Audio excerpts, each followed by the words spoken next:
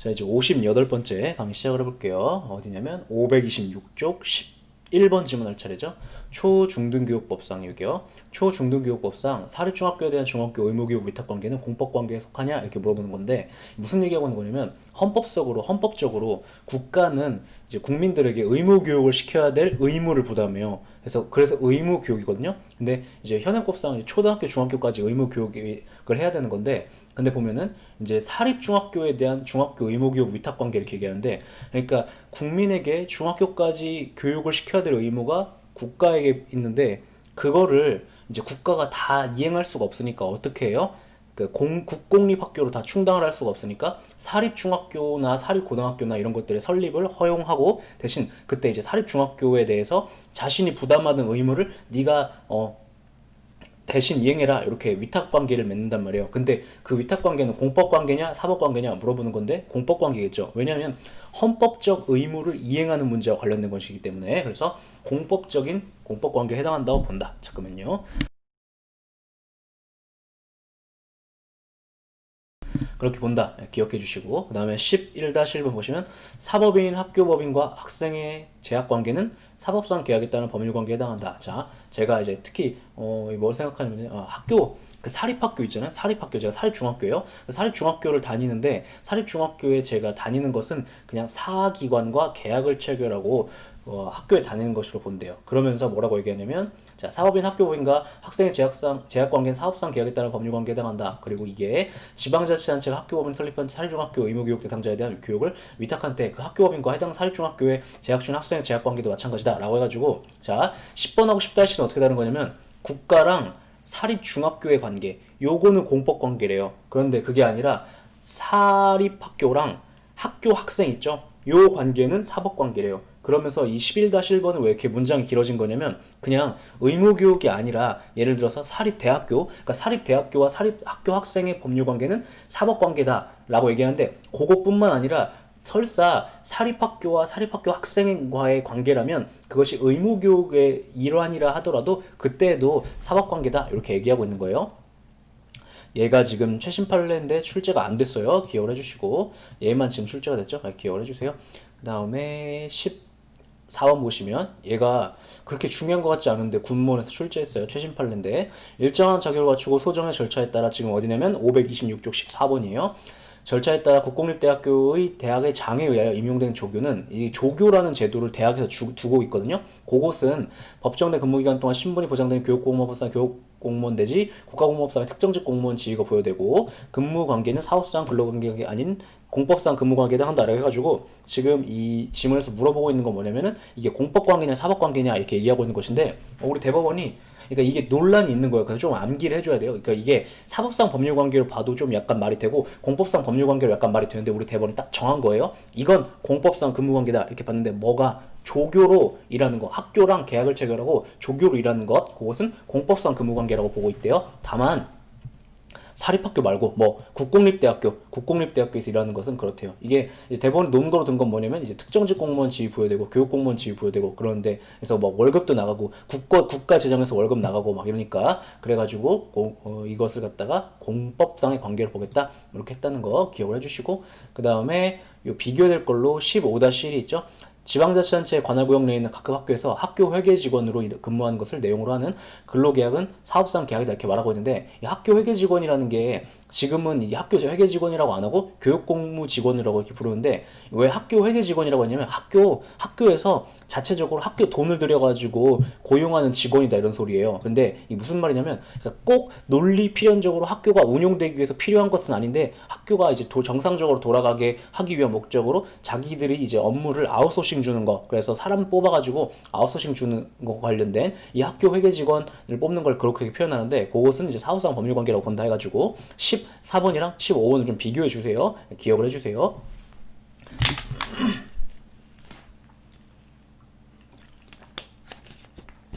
비교를 해주시고 그 다음에 16번 지문 가보시면 징발권자인 국가와 피징발자의 관계는 공법관계다 이렇게 말하고 있는데 지금 죄송해요. 이상하게 목이 잠기네.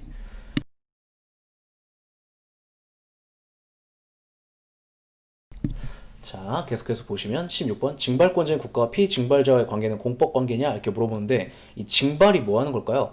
예를 들어서 6.25 전쟁 이런 거 생각하시면 되는데 전쟁 났을 때 국가가 예를 들어서 막 트럭이 모자라요. 그러면 트럭 소유자한테 강제로 그 트럭 사용권을 뺏거나 소유권을 뺏거나 막 이렇게 하거든요. 예, 그런 것들. 아니면 전쟁이 났는데 막 그 군사 회의를 할 그 건물이 없어요. 그러면은 그 건물을 막 강제로 뺏어가 쓰기도 하고 막 이런 걸 말하는데 실제로는 잘 안 벌어지죠. 근데 어쨌든 그것에 그 법률 관계는 공법 관계라고 했어요. 왜냐면 이제 징발 관계니까 이게 뭐겠어요. 국가와 국가 사이에서나 국가와 국민 사이에서나 있을 수 있는 일이지 개인과 개인 사이에서 있을 수 없는 일이란 말이에요. 그래가지고 공법 관계로 보겠다 이렇게 봤으니까 기억을 해주세요.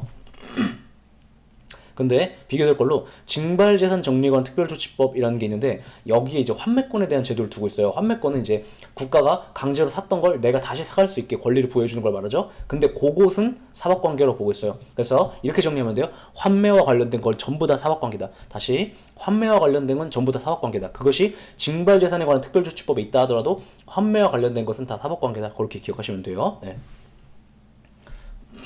아, 왜 이렇게 목이 이상하지? 죄송해요.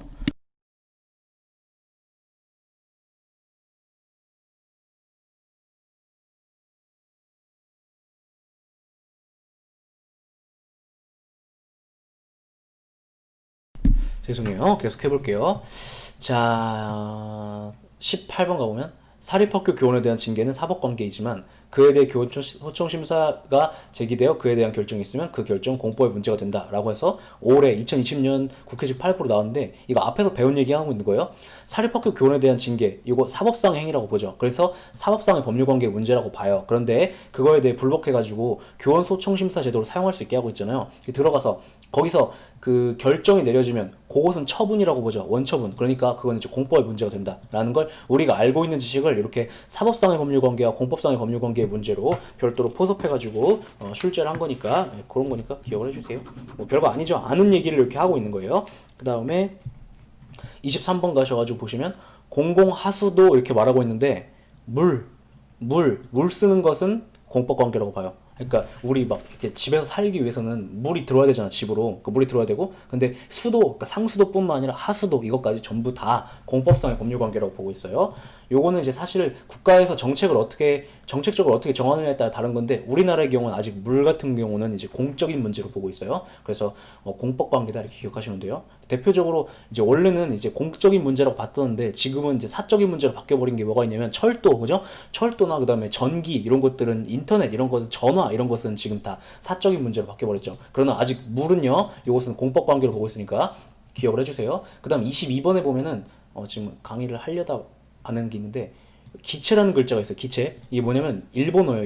일본어. 자 행정주체의 기체 모집은 사법관계다 이렇게 말하고 있는데 기체를 갖다가 그게 뭔지는 모르겠지만 모집을 한대요. 이게 뭐냐면 기체 일으킬 기자에다가 그 채권 채무할 때 그 채자예요. 그러니까 이런 얘기죠. 국가가 일본식 표현인데 국가가 돈을 빌리고 채권을 발행하는 거. 그거는 이제 기체 모집은 이제 사법관계다 이렇게 얘기하는데 뭔 소리냐면 그냥 내가 그냥 돈 빌리고 채권 발행하는 거. 그것은 이제 개인과 개인 사이도 원래 해요. 그래서 그런 것들은 이제 사법관계로 본다 이렇게 이해하면 돼요. 중요한 건 아닌데 이렇게 보면 기체 모집 이게 뭘까 싶어가지고 그래서 설명을 한 거니까 됐죠.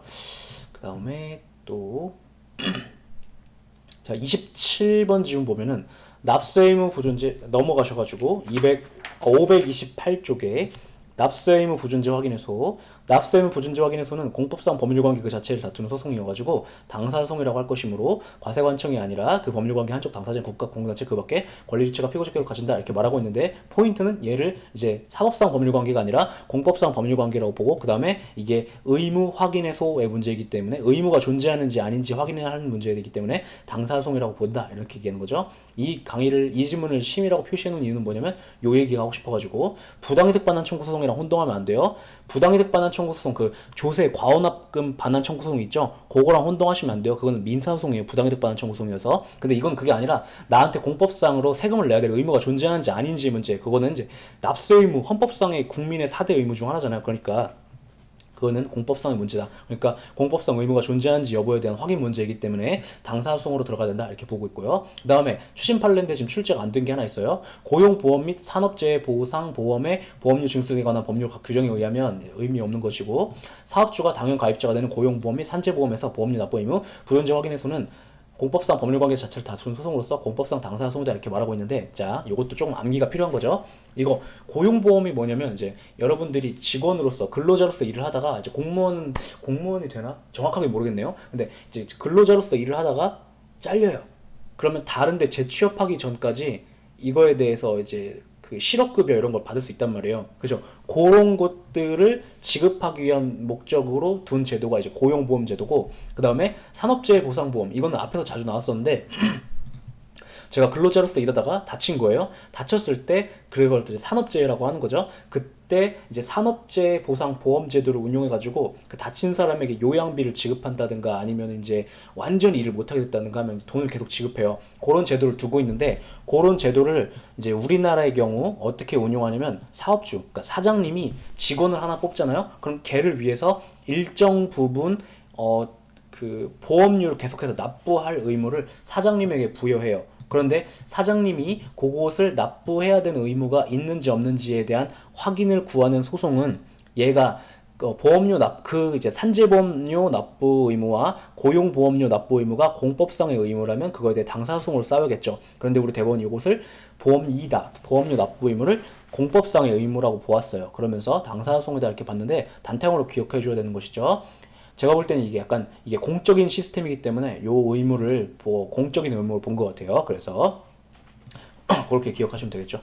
그 다음에 이제 객관성 들어가 볼까요? 528쪽에 끝장내기 173 주요 개념 정리 이렇게 있는데 쭉 보시면 혼자 보셔야 될 것 같고, 그 다음에 529쪽에 보면 조문 있죠. 관련 조문 정리. 요걸 잠깐 볼게요. 자, 행정소송의 종류. 행정소송은 다음에 네 가지로 구분한다 이렇게 되는데, 방금 전까지가 이제 당사소송까지 배운 거예요. 그리고 자 3조에 보면 행정소송을 항당 민기로 가르고 있죠. 그래서 지금까지 항고송, 당사소송을 배운 거고, 그 다음에 얘네 두 개를 묶어가지고 객관소송으로 묶어 다루는데, 왜냐면 얘는 분량이 거의 없고 출제도 거의 안 되거든요. 그래서 얘들을 묶어서 객관소송으로 다루는 거죠. 자, 민중소송, 국가 또는 공공단체의 기관이 법률에 위반되는 행위를 할 때 자기 법률과 관계없이 그 시정을 구하기 위해 제기한 소송들을 말한다. 그죠? 그 다음에 기관소송, 국가 또는 공공단체 기관 상호간, 이게 포인트죠. 기관끼리 싸우는 거, 공공기관끼리 싸우는 거, 그때 행정기관끼리 싸우는 거, 권한의 존보 또는 그 행사에 관한 다툼이 있을 때 제기하는 소송이다. 다만, 자 이게 중요하죠. 다만 기관하고 기관끼리 싸우는 건 맞는데, 다만 헌법재판소 2조 규정에 의하여 헌법재판소의 관장사항으로 되는 소송은 제외한다 이렇게 되는데, 그래서 헌법재판소 2조에 뭐라고 규정하고 있는데 가서 들어가 보면 2조 헌법재판소는 다음과 같은 다음 각호의 사항을 관장한다. 국가기관 상호간, 국가기관과 지방자치단체 간 및 지방자치단체 상호간의 권한쟁의에 관한 심판은 헌법재판소 관장한대요. 그러면 자, 기관소송이 있고 헌법재판소가 관장하는 이 권한쟁의에 관한 심판이라는 것이 있는데, 양자의 관계는 어떻게 되는 것이냐면 헌법재판소가 관장하는 거랑 기관소송으로 관장하는 거랑 겹치잖아요. 관할이 중복되잖아요. 그럼 누가 우선한대요? 헌법재판소가 우선한다. 그래서 우선한다는 건 무슨 말이야? 헌법재판소가 관장해라 이렇게 얘기하는 거죠. 다시, 기관소송제도랑 되게 비슷한 이 쟁송제도로 헌법재판에 보면 권한쟁의 심판이라는 이제 별도의 구제수단을 마련해놓고 있어요. 근데 얘네 둘이 되게 비슷해요. 그래서 그 관장하는 그 관할이 중복될 때가 있거든요. 있을 수가 있거든요. 그랬을 때는 이제 행정소송법 3조 4호 단서에서 뭐라고 얘기하고 있는 거냐면, 그때는 헌법재판소가 관할에 그 관장이 겹치는 부분은 라고 해가지고 얘기를 하고 있는 건데, 어디가 겹치냐면, 자 보세요. 기관소송은 국가기관이든 공공단체의 기관이든 기관하고 기관이 싸울 때의 상황이거든요. 그런데 권한쟁의는 국가기관 상호간하고 국가기관과 지방자치단체 혹은 지방자치단체랑 지방자치단체가 싸울 때를 관장해요. 그런데 지방자치단체가 직접 원고나 피고가 되는 상황에 대한 것은 기관소송이 관할하는 영역이 아니고, 그 다음 혹은 이제 국가기관하고 지방자치단체가 싸우는 경우, 이 경우도 기관소송이 관장하는 경우가 아니에요. 왜냐면 국가기관하고 누가 싸우니까? 지방자치단체의 기관이 아니라 지방자치단체가 싸우니까. 기관소송은 뭐만 관장해요? 기관끼리 싸울 때. 그래서 권한쟁의 심판의 관할은 하나, 둘, 셋인데 관할이 겹치는 부분이 어디냐면 여기에요. 국가기관끼리 싸울 때. 그래서 이 경우에는 권한쟁의 심판으로 가라. 이 경우만 그 얘기를 하고 있는 거예요. 그 다음에 행정소송 45조에 보면 민중소송 및 기관소송은 얘는 객관소송이기 때문에 독특한 것이어가지고 원래 소송은 원칙적으로 주관소송이거든요. 그 얘기 앞에 써놨죠 제가. 그래가지고 법률이 정한 경우에 그 다음 정한 자에 하나여 제기할 수 있다 이렇게 되어 있고, 그 다음에 이제 행정소송 46조에 보면은 민중소송이나 기관소송이 만약에 취소소송의 형태로 제기될 때는 취소에 관한 규정을 준용하고, 이것이 이제 보면은 처분 등의 효력 유무 또는 존재 여부나 부작용 확인을 구한 소송일 때는 무효 등 확인 소송, 부작용 확인 소송에 관한 규정을 준용해라 이렇게 돼 있고, 그다음 나머지일 땐 당사 소송에 관한 규정을 준용해라 이렇게 규정돼 있다라는 거 기억해 주시고, 이게 전부예요. 뭐 객관 소송에 대한 조문 전부. 그러니까 요것들 다 출제할 수 있으니까 기억을 해주시고, 그다음에 관련 지문 정리 들어가셔서 4-1번 보시면 헌법재판소의 관장사항으로 되어 있는 권한쟁의 심판은 기관소송에서 제외된다.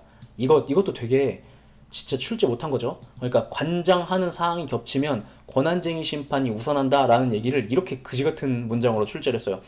헌법재판소의 관장사항으로 되어 있는 권한쟁의 심판은 기관소송에 제외된다. 이렇게 같은 얘기예요. 근데 죄송해요.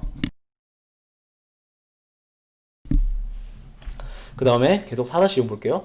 지방자치단체 상원의 권한쟁의는 행정법원의 관할에 속한다 이렇게 말하고 있는데, 이건 왜 틀렸어요? 왜 틀렸을까요?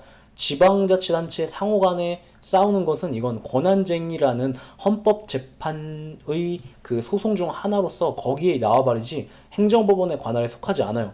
그러니까 얘는 물어보는 게 뭐냐면, 얘는 출제 포인트가 이거인 것 같아요. 기관하고 기관끼리 싸우는 거에 대해서 소송이 마련돼 있지. 그거 기관소송인 거 알지? 기관소송이라는 거 아는데, 야, 이거는 뭘까? 얘도 기관소송을 관장하는 걸까? 이렇게 물어보는 거예요. 아니죠? 그죠? 그거 물어보는 거예요. 그 다음에 4-3 헌법 또는 법률에 의해 부여받은 권한이 침해됐거나 침해를 현재한 오염인 자를 기관소송을 제기할 수 있다 이렇게 말하고 있는데, 요건 조금 지엽적으로 출제한 것 같아요. 왜냐면 헌법의 영역을, 헌법적 배경식이 있어야 돼요. 그러니까 권한쟁의 심판이라는 그 헌법 심판 제도, 헌법상의 재판 제도는 이제 헌법 또는 법률에 의해 부여받은 권한이 침해됐거나 침해될 현재한 위험이 있는 자가 제기하는 이제 헌법 재판이거든요. 근데 그것은 기관소송을 제기할 수 있다 했으니까 여기를 뭐로 바꾸시면 되냐면 권한쟁의 심판을 제기할 수 있다 해갖고 여기가 틀린 거예요. 그러니까 그런 때 쓰는 게 권한쟁의 심판이거든요. 그래서 요거 이렇게 알아두시고, 그 다음에 넘어가셔서 530쪽 6번 지방의회 재의결에 대하여 당의 지방자치단체장이 대법원에 제기한 소는 기관소송이다 이렇게 물어보는데, 출제의 포인트가 뭐냐면 이게 이 소송이 과연 기관소송이냐 민중소송이냐 이걸 물어보는 게 출제의 포인트예요. 그런데 어떻게 풀면 되냐면, 보면은 자 보면은 누구랑 누가 싸워요? 지방의회랑 지자체장이 싸우죠. 기관이랑 기관이 싸우죠. 그럼 기관소송이에요. 그렇게 처리하면 돼요.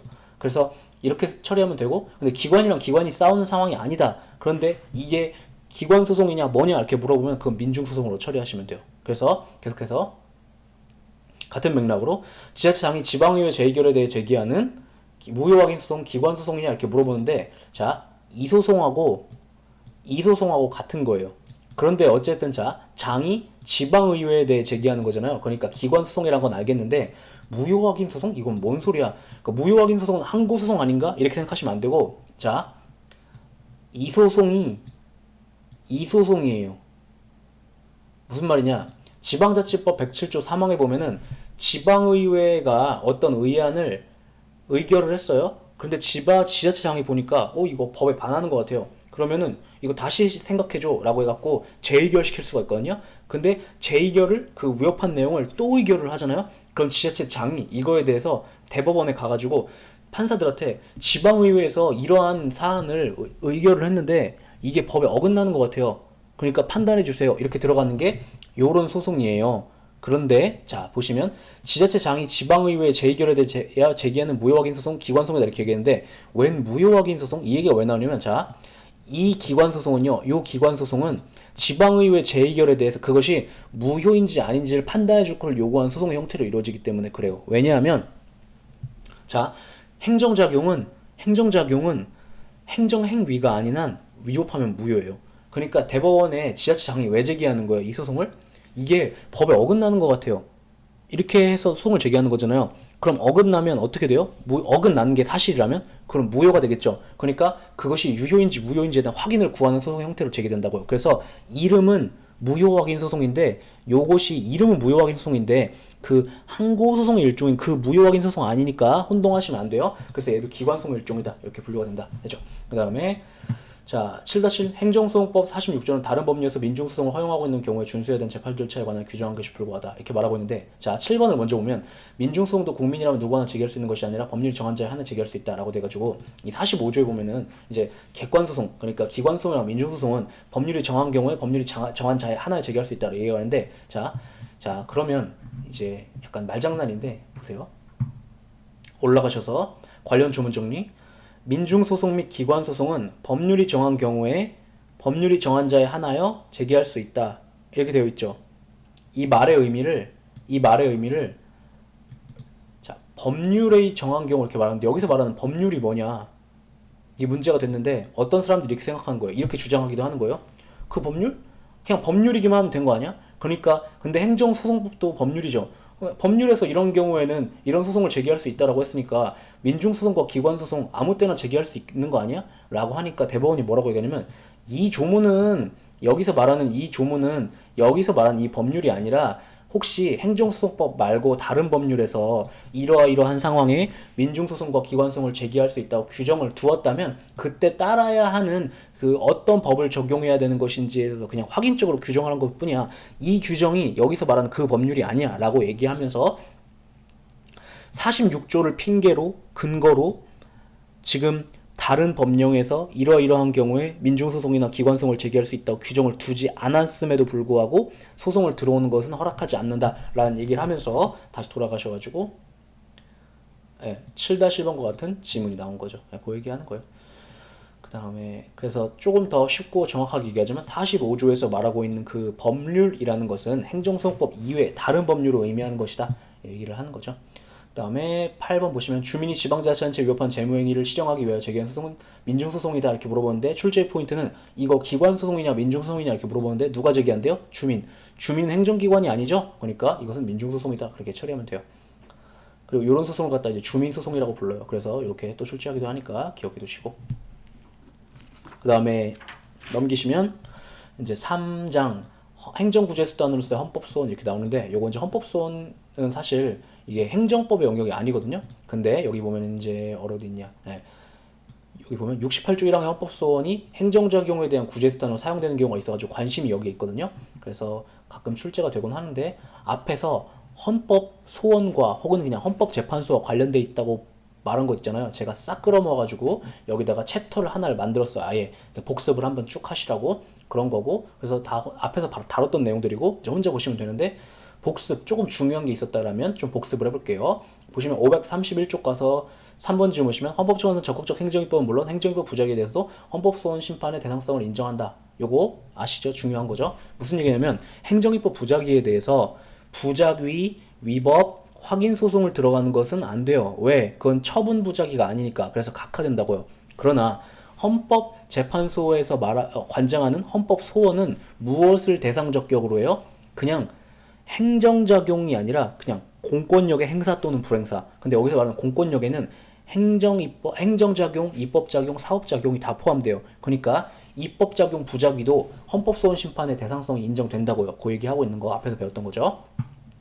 그 다음에 헌법소원은 이제 보충성이 있다는 게 특징인데 보충성이 있다는 것은 다른 구제수단이 있는 경우는 그 다른 구제수단을 쓴 다음에 안 되면 그때서야 헌법소원 들어올 수 있다는 얘기죠. 그래가지고 그런 것들 보충성이라고 하는데 자 마산교도소장이 법령상의 수용자 1인의 영치품 휴대화 기준에 따라 이에 부합하지 않는 단추 달린 남방형 티셔츠에 대하여 휴대를 불허한 행위는 이른바 권력적 사실행위로서 처분에 해당하므로 자 무슨 얘기하고 있는 거냐면 마산에 진주 말고 마산에 어떤 교도소장이 있었는데 거기에 수용자가 이제 나 이 티셔츠 갖고 입고 싶어요 그랬는데 그게 단추 달린 남방형 티셔츠였나 봐요. 근데 그거 안 된다 이렇게 얘기했는데 첫 번째 그것은 권력적 사실행위에 해당한다고 봤어요.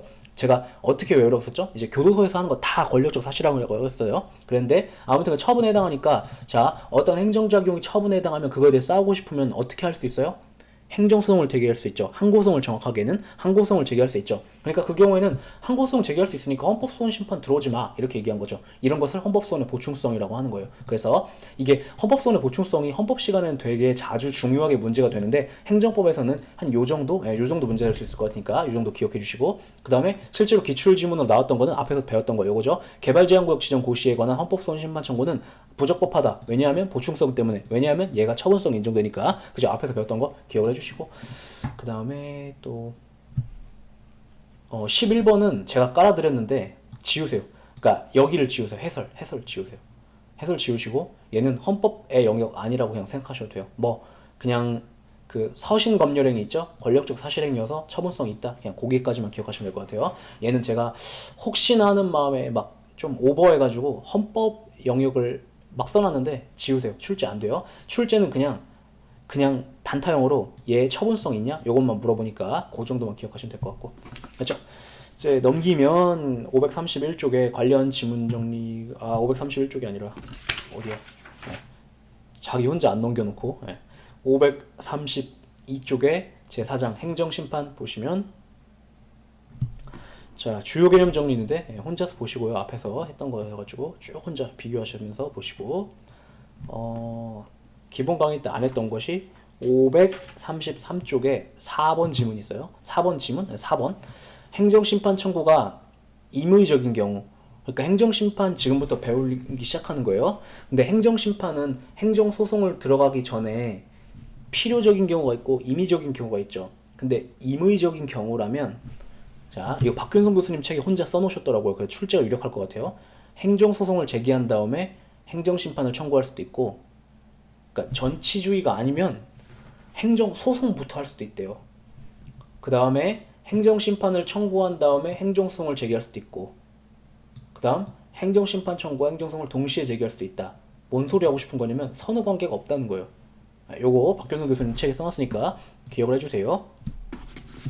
그 다음에 동그라미 5번은 뭐 이의신청이라는 얘기 나오고 있는데 요거 기본 강의 때 한 거죠. 그래서 혼자 보셔도 될 것 같고, 자 바로 이제 관련 지문 정리 들어가 볼까요? 534쪽에 6번 볼까요? 6번. 자 방금 말씀드렸던 거, 행정심판과 행정소송이 동시에 제기되어 진행되는 중 이럴 수 있다고 했죠.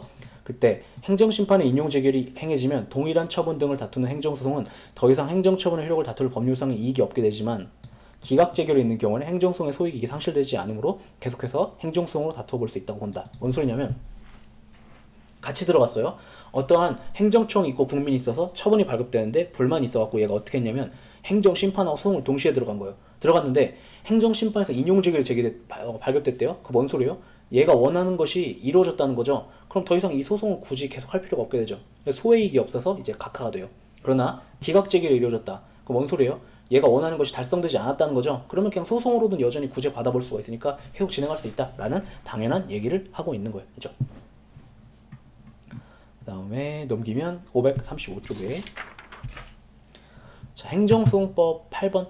행정소송법은 집행정지 결정에 대해 즉시항고에 관한 규정하고 있는 반면 행정심판법에는 집행정지 결정에 대한 즉시항고에 관한 규정하고 있지 않다. 이렇게 말하고 있는데, 자, 여기 몇 쪽이냐면 533쪽에 보면 행정심판하고 항고소송을 이렇게 비교하고 있죠. 그죠? 얘네 둘을 비교하는 것은 되게 주된 출제 포인트인데, 그 맥락에서 다시 535쪽 가시면 그 얘기를 하고 있는 거예요. 그래서 뭐 그렇게 중요한 건 아닌데 진짜 수험적으로 양자를 비교해보자 라는 측면에서 순전히 이론적으로 이런 얘기들을 하고 나는데, 보시면 행정소송법에는 집행정지 결정에 대해서 즉시항고 제도가 마련되어 있죠. 맞죠? 근데 행정심판법에는 집행정지 결정에 대한 즉시항고에 관한 얘기가 없어요. 그래서 자, 행정심판법에도 집행정지라는 제도를 두고 있는데, 근데 요건 없대요. 뭐 즉시항고에 관한 얘기는 없대요.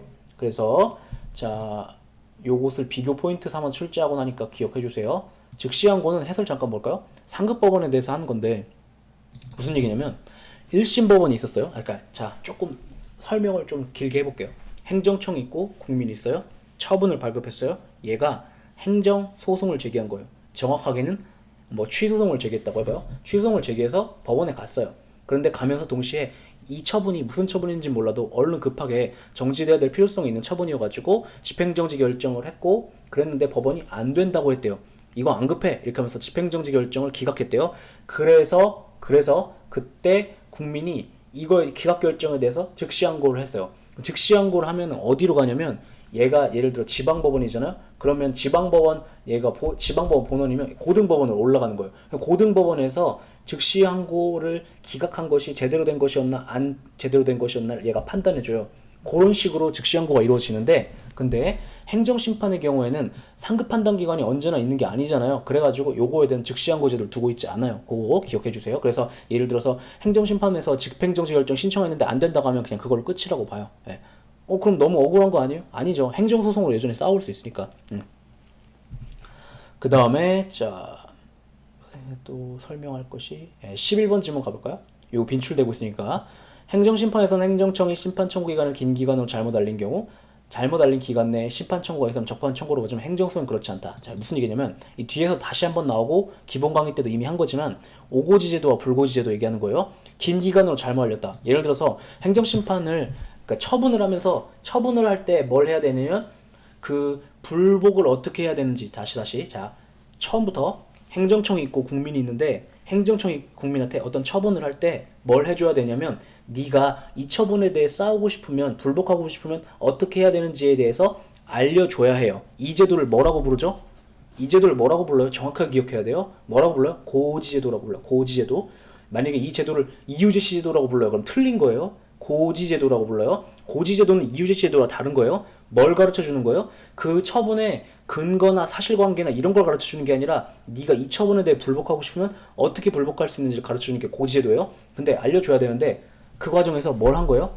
네가 이 처분에 대해 싸우고 싶으면 행정심판도 제기할 수 있는데 행정심판을 안날로부터 90일이 아니라 안날로부터 100일? 있은 날로부터 1년 내에 들어오면 돼. 이렇게 실수로 잘못 알려줬다고 해봐요. 그러면 뭐래요? 잘못 알리면 그 잘못 알린 기간 내에 심판 청구를 하면 예를 들어서 안날로부터 100일이라고 해가지고 국민이 안날로부터 95일째 되는 날 행정심판 청구 들어와요. 그럼 이걸 각하할 수 있다 없다? 없다고요. 잘못 알린 기간 내에 쓰면 그걸 그냥 그대로 들어오면 그걸 적법한 것 청구로 봐야 된대요. 근데 행정소송과 관련해가지고는 이런 그 행정소송 제기관 관련된 이 오고지 불고지 된 그런 제도가 없어요. 청구기관 관련된 거. 그래가지고 그렇지 않다. 그러니까 규정이 없거든요. 그래서 이 규정을 왜 안 뒀을까에 대해서 논란이 있었는데 대법원은 어떤 입장을 취하냐면 야 국회의원들이 바보여서 빠뜨렸겠냐? 이거 빠뜨린 게 아니라 일부러 의도적으로 그런 걸 인정하지 않기 위해서 안 둔 거야 이렇게 이해해요. 그래가지고 그렇지 않다라고 보는 것이 대법원의 입장이니까 기억을 해주세요. 그 다음에 또 넘어가시면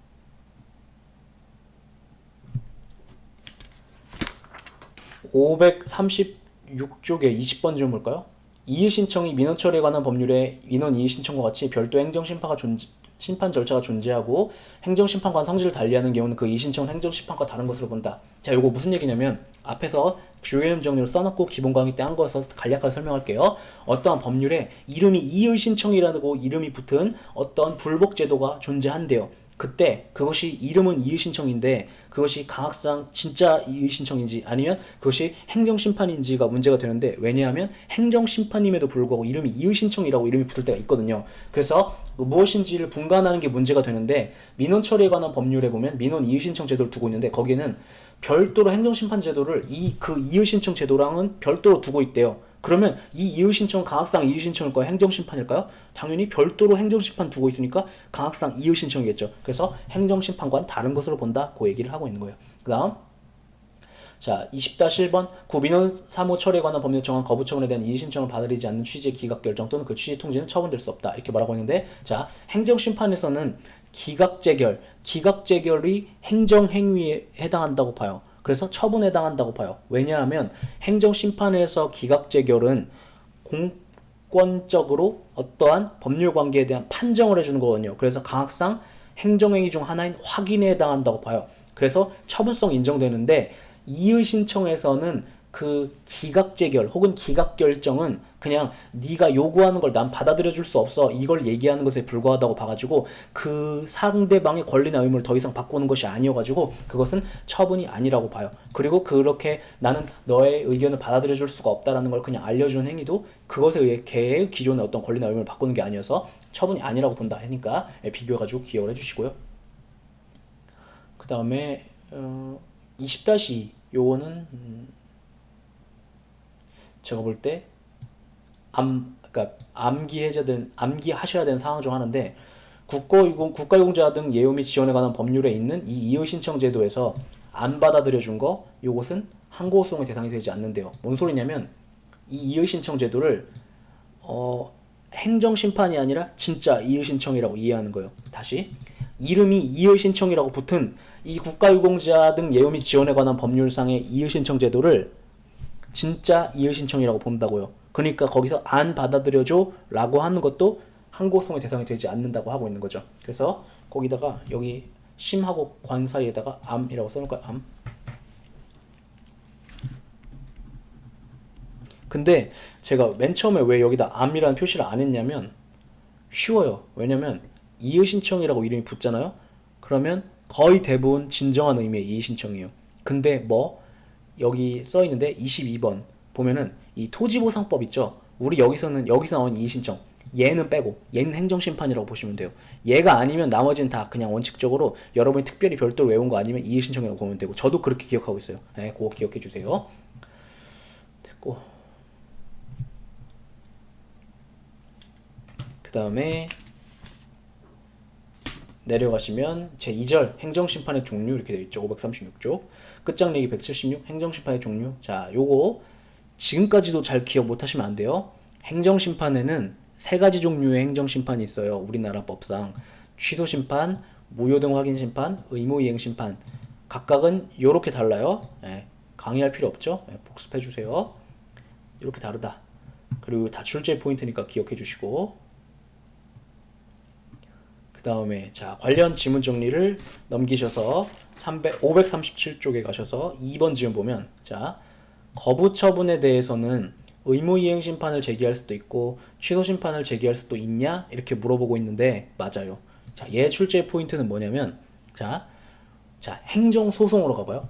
행정소송으로 가보면 행정소송에서도 행정심판이라는 제도는 뭐에 대응한 제도로 마련이 된 것이냐면 행정소송이 아니라 항고소송에 대응한 제도로 마련이 되어 있어요. 그래서 취소소송에 대응해서 취소심판이 있고 무효등 확인 소송에 대응해서 무효등 확인 심판이 있고 부작위법 확인 소송에 대응해서 여기에 대해서는 좀 다른데 부작위법 확인 소송이 아니라 의무이행 심판 제도를 두고 있다고요. 그런데 부작위법 확인 소송에서는 거기서는 거부 처분이 부작위법 확인 소송의 대상 적격이 있어요, 없어요? 없죠. 왜냐하면 거부 처분은 작위니까. 근데 이것과 부작위법 확인 소송과 대응된 제도로서 마련된 의무이행 심판 제도는 거부 처분도 대상으로 삼을 수가 있어요. 그러니까 의무이행 심판은 부작위도 대상 적격을 갖고요. 정확하게는 청구 적격이라고 표현하는데 대상 적격이 될 수 있고 대상 적격을 갖고 거부 처분도 대상 적격을 가져요. 그래서 얘 출제 포인트는 그거였어요.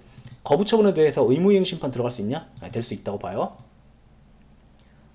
그래서 취소 심판도 들어갈 수 있고 요것도 기억해 주세요. 취소 심판도 들어갈 수 있고 그 다음에 2-2 취소 재결의 기성력으로서도 재처분 의무가 인정되면 현행법상 허가 신청에 대한 거부 처분에 불복할 때는 취소 심판보다 의무이행 심판으로 하는 것이 권리 구제에서 효과적이다. 무슨 얘기냐면 그러니까 거부 처분이 있어요. 거부 처분에 대해서는 취소 심판 들어갈 수도 있고 의무이행 심판도 들어갈 수 있죠. 참고로 무효등 확인 심판도 들어갈 수 있겠죠.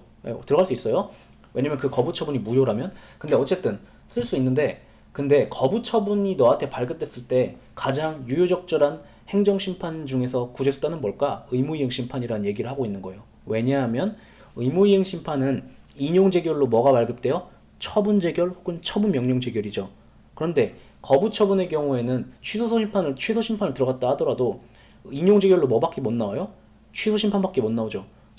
취소재결밖에 못 나오죠. 거부처분이 들어갔는데 취소재결을 내려준다? 그러면 뭐 하는 거예요? 거부처분을 그냥 취소해 주는 거죠.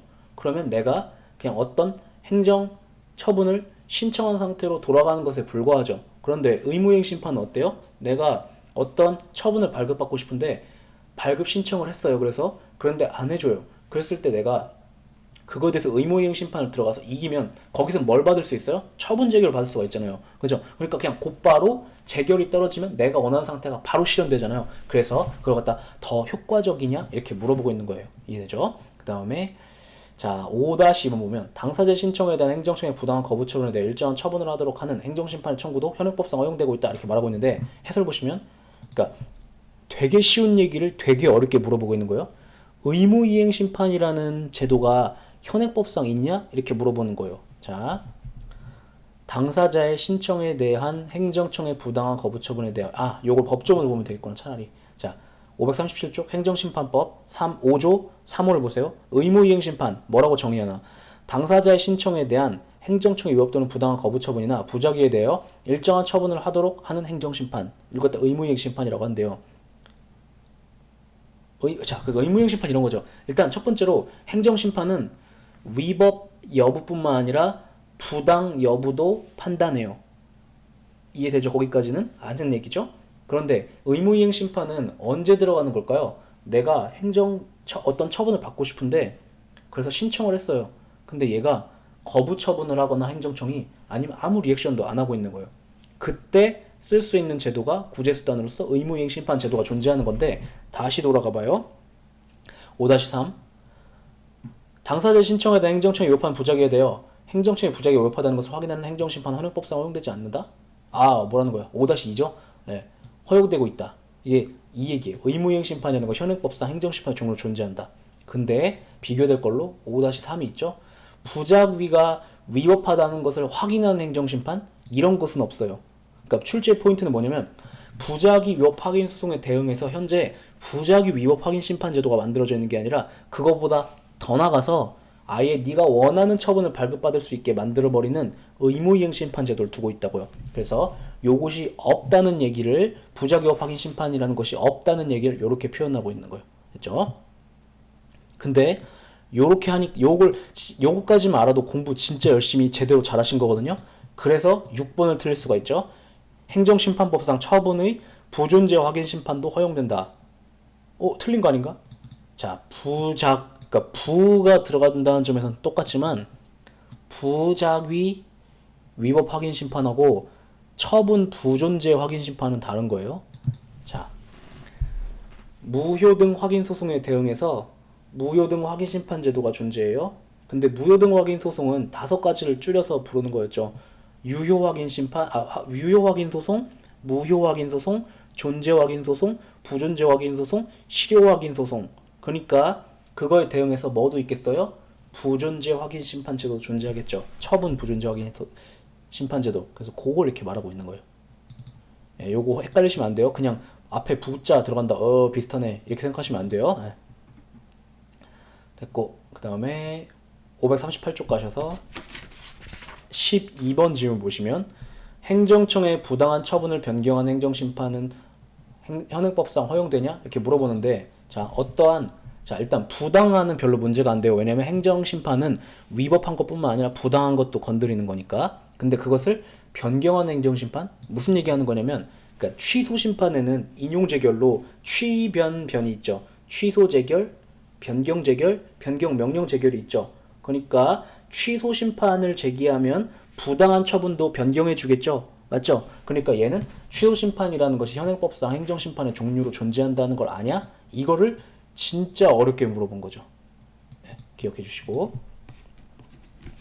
그 다음에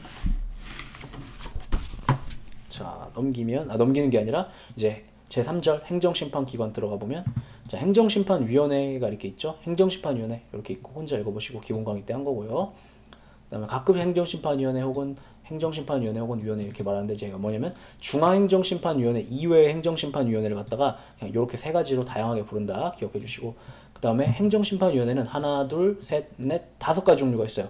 특별법상 행정심판위원회가 있고 행정심판법상의 행정심판위원회가 있고 얘네가 행정심판법상 행정심판위원회가 다시 하나 둘 셋 넷으로 갈리죠. 그죠? 이렇게 5가지가 있다. 이거 기본 강의 때 한 거죠. 기억해 주시고 그 다음에 3번 기본 강의 때 안 한 내용이에요.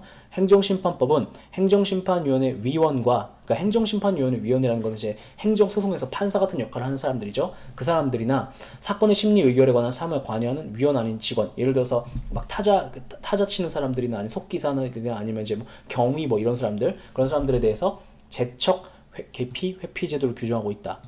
이게 뭐예요? 자, 요거 기본 강의 때 안 한 건데, 이거 했구나 앞에서. 그죠?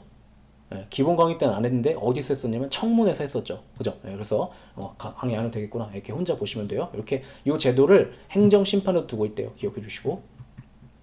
그 다음에 이제 관련 조문 정리가 있는데, 관련 조문 정리 혼자 보시고. 근데 다 중요해요. 그러니까 행정심판법 파트에서 나오는 관련 조문 정리는 꼼꼼하게 하나하나 다 보셔야 돼요. 이게 그냥 여러 번 읽어보는 수밖에 없어요. 물론 다행인 것 중 하나는 뭐냐면 행정심판법이 행정학에서 배우죠. 그죠? 그래가지고 2번씩 공부하니까 좀 괜찮긴 할 텐데, 근데 어쨌든 얘네들은 꼼꼼하게 하나하나 차근차근 읽어보는 수밖에 방법이 없어요. 꼭 이렇게 읽어보세요. 참고로 여기에 이렇게 제가 필기체로 써놓은 거 당연히 제가 주석처럼 써놓은 거예요. 됐고, 자, 관련 지문 정리 들어볼까요?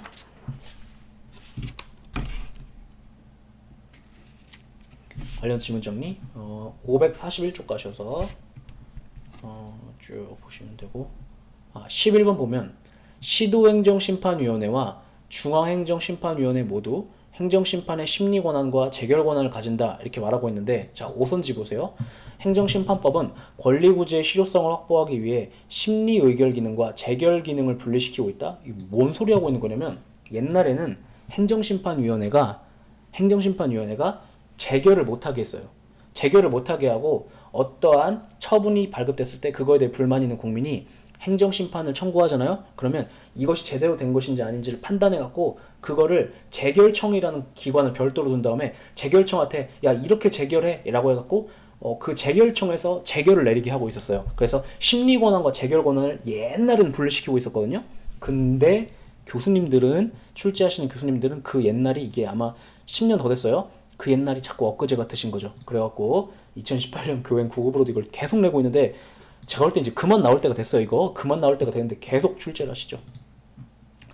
그 다음에 자 12번 보시면 이것은 행정입법, 그러니까 제2편 행정작용법에서 행정입법에 대한 통제장치에 대한 얘기를 하면서 다뤘던 얘긴데 그것이 중앙행정심판위원회, 그러니까 다양한 행정심판위원회 중에서 오로지 중앙행정심판위원회의 권한이라는 점을 이제 딱 포착해갖고 그걸 클로즈업해갖고 같은 내용을 한 번 더 다뤄요. 중앙행정심판위원회는 심판 청구가 들어왔는데 그 심리재결 시 처분 또는 부적에 근거가 되는 명령 등 행정입법을 가리키죠. 그것이 법령에 근거가 없거나 상위 법령에 위배되거나 국민에게 과도한 부담을 주게 되는 등, 자, 요것도 기억해 주세요. 위법한 경우가 아니라 크게 불합리한 경우까지 통제해요. 그 경우 관계행정기관에 개정 폐지 이런 걸 시정조치를 요청할 수 있다. 야, 니네가 만들어 놓은 행정입법 그게 이상해갖고 국민에게 이상한 지금 부담을 주고 있어 라면서 그거를 시정하라고 요청할 수 있는 권한을 인정하고 있어요. 그리고 이 경우 중앙행정심판위원회는 시정조치를, 그러니까 명령을 받았잖아요. 요청을 받았잖아요. 그걸 어떻게 요청한 사실을, 죄송해요. 잘못 말했구나. 중앙행정심판위원회는 시정조치를 요청한 사실을 법제처장에게 통보해야 된다. 이렇게 말하고 있어요. 법제처장은 이제 각종 행정입법을 다 관장하는 사람이거든요. 그래서 얘한테도 알려줘라 이렇게 되는데, 중요한 것은 그 얘기가 아니라 이 권한은 행정심판위원회 중에서 중앙행정심판위원회만 인정된 권한이다라는 거, 그게 중요한 거예요. 기억해 주세요. 그 다음에 13번 A광역시 지방경찰청장은 혈중 알코올 농도 0.13%, 0.13%는 엄청 먼 거예요. 주치 상태에서 차량을 운전하다가 적발된 갑에게 도로교통법에 의거 운전면허, 그래서 이럴 때는 정지를 안 하고 취소해버려요. 근데 갑은 이 처분에 대해 싸우고자 한다.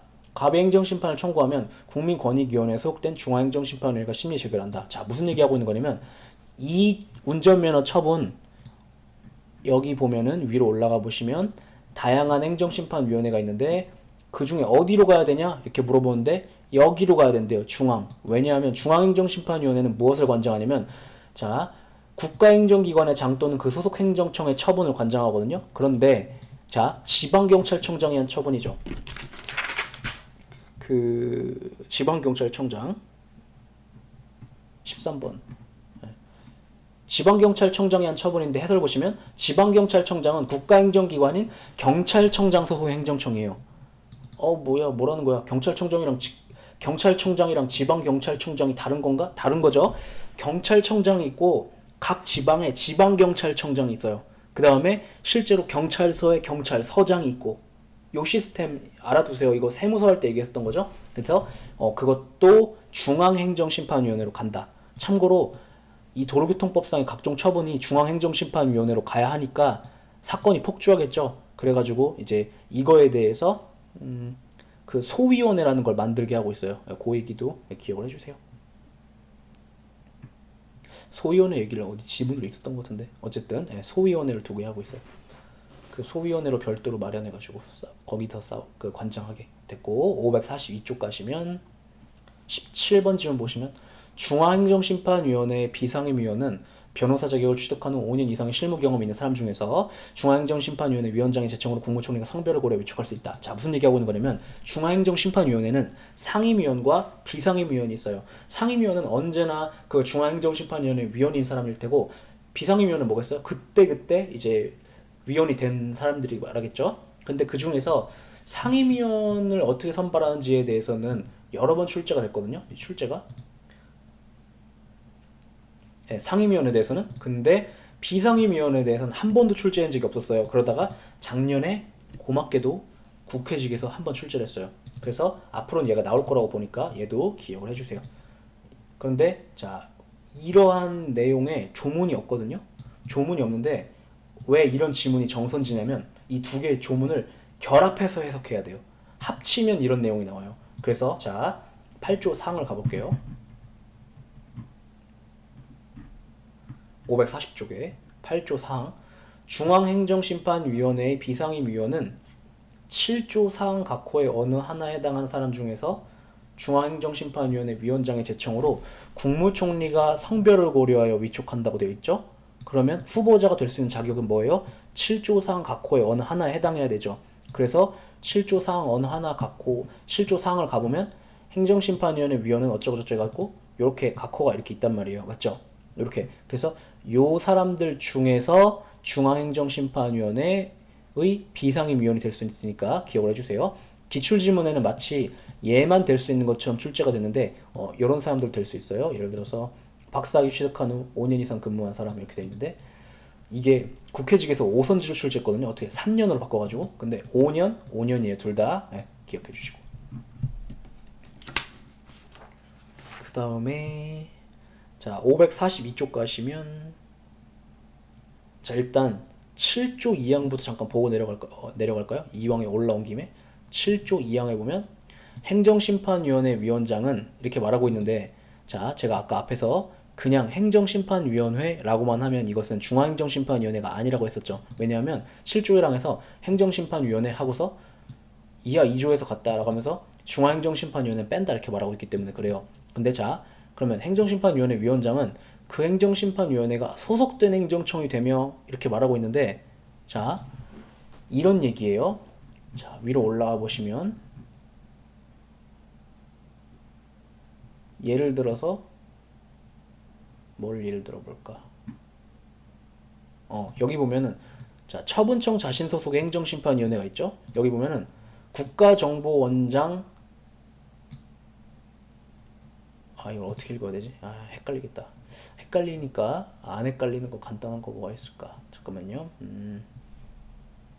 요걸 그냥 예를 들어 볼게요. 시도행정심판위원회. 자, 행정심판위원회 중에는 시도행정심판위원회라는 게 있거든요.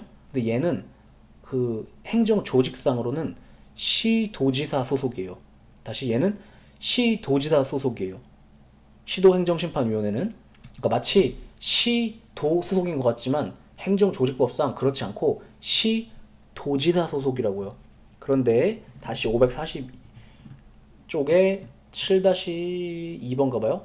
행정심판위원회 위원장은 그 행정심판위원회가 소속된 행정청이 되며 이렇게 말하고 있어갖고 여기서도 행정심판위원회는 어떠한 행정주체가 아니라 행정청에 소속되는 걸 전제로 하고 있어요. 그럼 예를 들면은 행정심판위원장은 그 행정심판위원회가 소속된 행정청이 되면 이렇게 말했는데 만약에 이 행정심판위원회가 시도행정심판위원회였다고 해봐요. 그러면 누가 위원장이 된다는 거요? 시도지사가.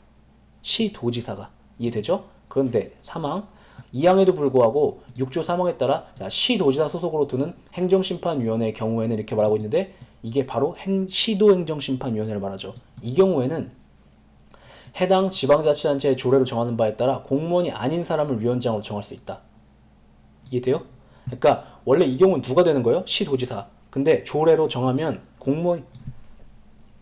조례로 정하면 시도지사가 아닌 사람으로 위원장을 삼을 수는 있는데 그때 그 위원장은 공무원이 아닌 사람이어야 된대요. 왜냐면 공무원이라고 하면 타이머가 울린 거예요. 공무원이라고 하면 지들끼리 짝짝꿍 먹을 수 있으니까.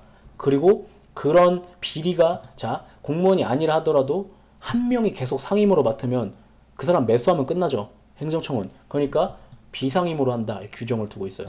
자 다시 돌아가봐요. 542쪽에 19번. 중앙행정심판위원회 이외의 행정심판위원회 위원장은 그 행정심판위원회가 소속된 행정청이 되는 것이 원칙이지만 이해되죠? 예외적으로 시도행정심판위원회의 경우 뭔 소리냐면 중앙행정심판위원회 이외의 행정심판위원회에는 뭐가 있어요? 말로 설명하는 것보다 그림이 좋을 것 같아갖고 죄송해요. 538쪽 행정심판위원회는 이렇게 5가지 종류가 있잖아요. 맞죠? 근데 얘 빼고 하나, 둘, 얘 빼니까 하나, 둘, 셋, 4개가 있을 수 있겠죠. 얘네들은 누가 행정심판위원회 위원장이 된대요? 그 행정심판위원회가 속하는 행정청. 근데 그 중에서 얘는요, 다시 나머지가 하나, 둘, 셋, 4개죠. 그 중에서도 얘는요, 542쪽 다시 가시면 걔는 예외적으로 당의 지방자치단체의 조례로 정하면 공무원이 아닌 사람을 위원장으로 정할 수 있대요.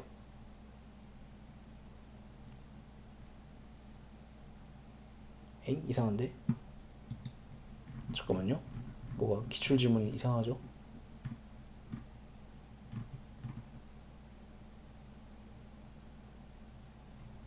여기가 뭔가 오타가 있었네요. 죄송해요. 542쪽 다시 가보시면 위원을 요 정한을 지우세요. 네, 정한. 위원을 위원장으로 정할 수 있고 정했다면 걔는 비상입니다. 요거 있으니까 기억을 해주세요. 실제로 요게 5선지로 출제했어요. 심지어 그래가지고 어렵게 출제한 적이 있으니까 기억을 해주세요. 됐죠?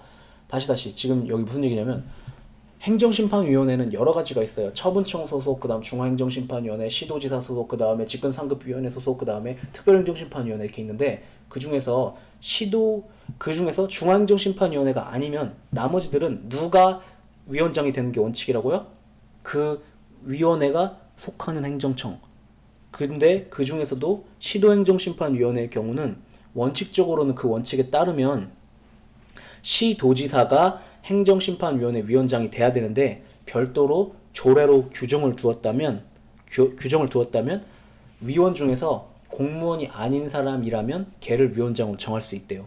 그리고 다만 그때 걔는 비상임으로만 그 위원장 직임을 맡는다라는 거 이것도 있으니까 기억을 해주세요. 됐죠? 자 이제 쉬었다가 계속 이제 4절 들어가는 걸로 할게요. 네, 수고하셨어요.